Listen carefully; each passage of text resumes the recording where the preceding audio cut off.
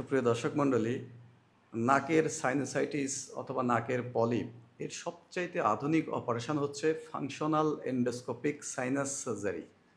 তাহলে এই সার্জারিটাকে functional endoscopic surgery এই জন্য বলা হয় যে আমরা ফাংশনাল বলছি এই জন্য যে নাকের অপারেশন করার পরে নাকের ফাংশন যাতে পরিপূর্ণভাবে ঠিক থাকে, এই জন্য ফাংশনাল এন্ডোস্কোপিক। এন্ডোস্কোপিক মানে আমরা এন্ডোস্কোপ ক্যামেরার সাহায্যে করি। সাইনাস মানে যেহেতু সাইনাস থেকে সাইনোসাইটিস হয়, সাইনাস থেকে পলিপ তৈরি হয়, সেই জন্য সাইনাস আর সার্জারি তো সার্জারি।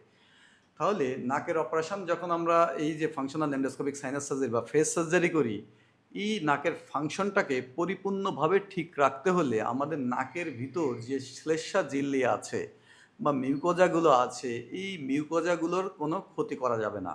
আমরা মিউকোজাগুলোকে একদম পারফেক্টলি, প্রত্যেকটা সাইনাসে যে মিউকোজা আছে একদম পারফেক্টলি প্রিজার্ভ করতে হবে। যদি আমরা প্রিজার্ভ করতে পারি তাহলে অপারেশন পরবর্তীতে রোগী খুব দ্রুত নর্মাল নাকের ফাংশনে ফিরে আসবে, রোগীর কষ্টগুলো একদম লাঘবভাবে স্বাভাবিক হয়ে আসবে।